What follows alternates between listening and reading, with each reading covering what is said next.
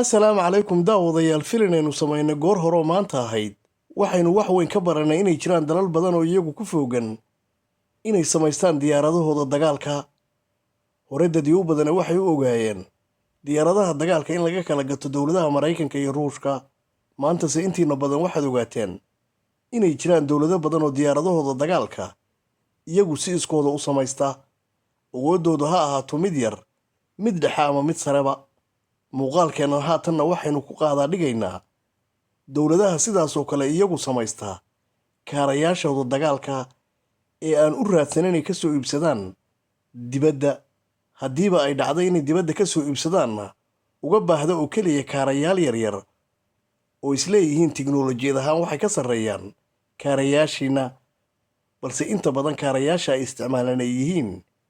kuwa dalkooda lagu farsameeyo sidii barnaamijkii maalinimadii maanta ahayd aad daawateenba waxaad la yaabi doontaan dowlado aydin islahayn waa kuwo awood u leh inay kaarayaal samaystaan oo iyagu ku guulaystay muddo dheerna ku howlanaa inay samaystaan kaarayaashooda daawadayaal waxaan idiin kala baxayaa muuqaalka fadlan muuqaalka laygareeya sheergareeya oo la wadaaga asxaabtiinna mahadsanidin